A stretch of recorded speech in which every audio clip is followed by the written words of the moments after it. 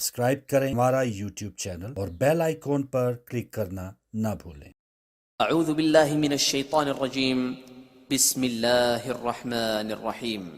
لیکن یہ اہل بیت کا گھرانہ ہے کہ جہاں آپ کو ہر وہ چیز ملے گی کہ جو دنیا والوں میں نہیں پائی جائے گی۔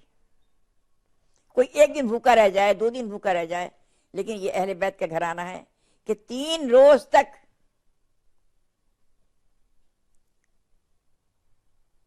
پانچ انسانوں نے روزہ رکھا اور سوائے پانی کے افطار میں کچھ نہ کھایا۔ روایت میں لکھا ہوا ہے، سورہ دہر نازل ہوئی۔ سورہ دہر کے لیے لکھا ہے کہ جناب امام حسن اور امام حسین بیمار ہو گئے، ساتھ میں آپ تشریف لائے، کہا کہ سیدہ تم ماں کی دعا قبول کرتا ہے، اللہ ماں کی دعا قبول کرتا ہے، تم اللہ کی درگاہ میں کہو کہ اللہ کی بارگاہ میں یہ دعا مانگو کہ پروردگار عالم میں 3 روزے رکھوں گی، میرے حسن حسین کو شفا مل جائے، میرے بچے ٹھیک ہو جائیں، اچھے ہو جائیں۔ بی بی نے منت مان لی، مولا علی نے سنا، آپ نے بھی منت مان لی، امام حسن اور امام حسین نے منت مان لی کہ ہم شفا یاب ہو جائیں گے تو ہم بھی روزے رکھیں گے۔ جناب فضہ نے بھی منت مان لی کہ میں بھی روزہ رکھوں گی۔ بچے شفا یاب ہو گئے، اب منت کے بڑھانے کا وقت آیا۔ کہا جاتا ہے کہ اگر منت مانو تو بڑھاؤ ضرور اس کو، یعنی کہ بس منت مانتے گئے اور بس وہ یاد ہی نہیں کیا منت مانی تھی۔ اور یہ بھی اہل بیت نے سکھا دیا ہمیں کہ منت بھی مانو تو ایسی مانو کہ جو تمہیں قرب خدا، جو تمہیں اللہ کے قریب تک لے جائے۔ قرب خدا کی منت مانو، نماز پڑھو، منت مانو ہم 2 رکعت نماز ادا کریں گے، ہمارا یہ کام ہو جائے، ہم 100 رکعت نماز ادا کریں گے، ہماری ہمیں صحت ہو جائے۔ یہ جس بات کے لیے مانگو تو نماز اور روزے کی دعا منت مانگو،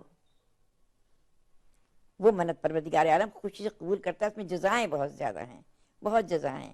ہم نے اپنی ماں کو دیکھا کہ ہمیشہ وہ صرف روزے مانتی تھی۔ ہم کہتے تھے کہ اماں اتنی گرمی شدید ہے، آپ روزہ کیوں مانتی ہیں؟ اور روزے بھی کیا، میں پے در پہ 3 روزے رکھوں گی۔ اکثر اپنے بچوں کی بیماری میں مانگا کرتی نہیں، یہ ماں کا ہی کام ہے کہ گرمیوں کے دنوں میں وہ اپنے بچے کی خاطر اس کی صحت یابی کے لیے منتیں مانتی ہے۔ یہ تو ہم گنہگار ماں ہیں۔ بی بی سیدہ تو بڑی، وہ تو خاتون جنت ہے، وہ تو ہمیں دنیا میں سکھانے کے لیے آئی ہیں، ہماری ہادی ہیں۔ چنانچہ جب پہلا روزے کا دن آیا، مولا علی کچھ جو لے کر آئے، کچھ اون لے کر آئے، جناب سیدہ کو دی، کہا کہ یہ 3 دن کی اون ہے، اسے کاٹو اور اس کی مزدوری یہ 3 دن کے جو ہیں، ان میں سے تیسرا حصہ لے کے پیس لو اور روزے کے ٹائم سے پہلے پکا لو۔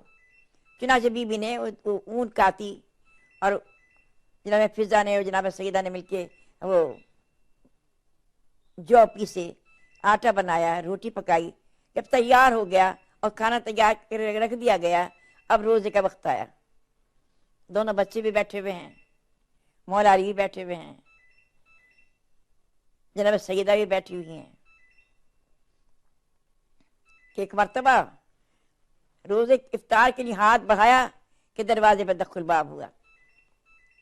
آواز آئی کہ میں مدینے کی مسکینوں میں سے ایک مسکین ہوں، اے اہل بیت پیغمبر آپ مجھے کھانا کھلائیے، پروردگار عالم آپ کو جنت کے میووں سے سرفراز فرمائے۔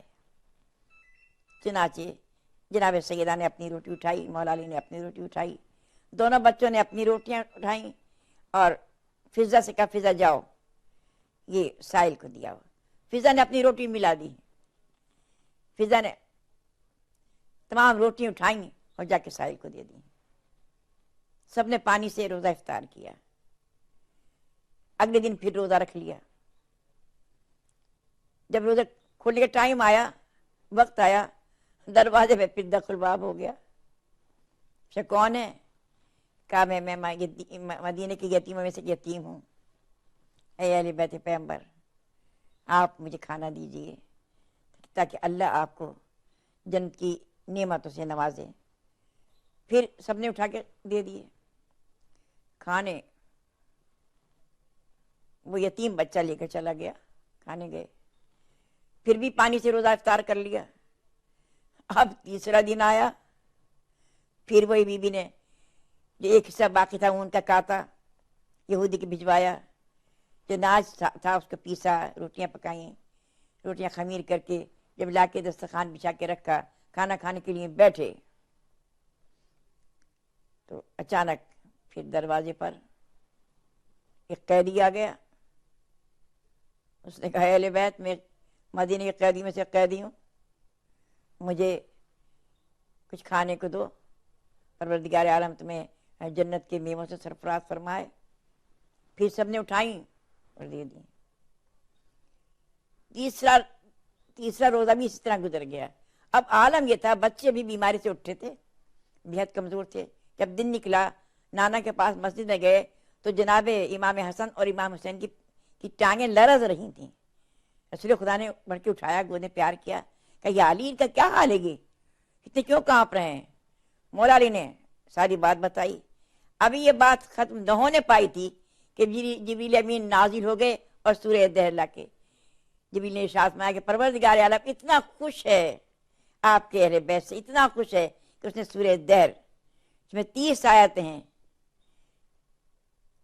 اہل بیت کے لیے کی شان میں، سورہ دہر اللہ نے نازل کری۔ قرآن کیا ہے؟ قصیدہ ہے اہل بیت کا۔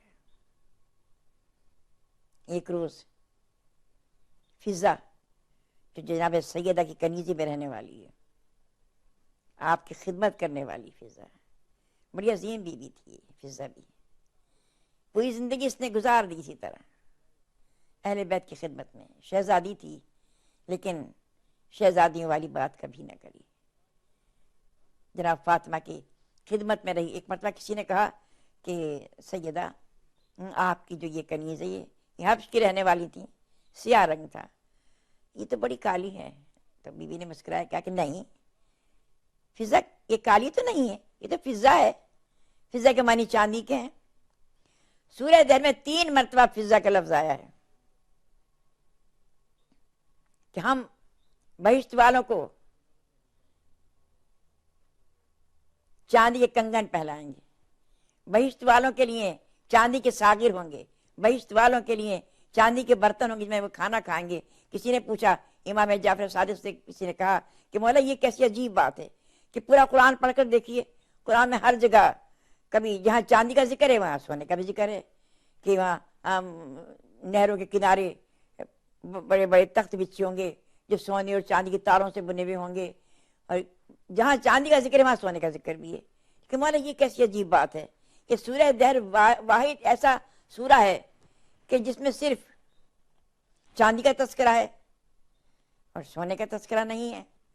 امام نے کہا، تمہیں پتہ ہے کہ جب جناب سیدہ نے اپنی منت پوری کی تھی اور سائل، مسکین، اسیر اور یتیم کو اپنے آگے کی روٹیاں اٹھا کر دے دی تھیں، 3 روز تک آل محمد بھوکے رہے تھے، ان میں فضا بھی شامل تھی۔ جب فضا ان کھانے میں شامل تھی، بھوک میں شامل تھی، روزے میں شامل تھی، منت اتارنے میں شامل تھی، تو پروردگار عالم فضا کو کیسے بھلا دیتا ہے؟ اس لیے فضا کے معنی چاندی کے ہیں، تو اللہ نے چاندی کی شان کو نہیں چاہتا تھا کہ چاندی کی شان گھٹے اور سونے کا تذکرہ آ جائے، اس لیے اللہ نے پورے سورہ دہر میں صرف چاندی کا تذکرہ کیا ہے اور سونے کا تذکرہ نہیں کیا۔ اللہم صلی علی محمد و آل محمد۔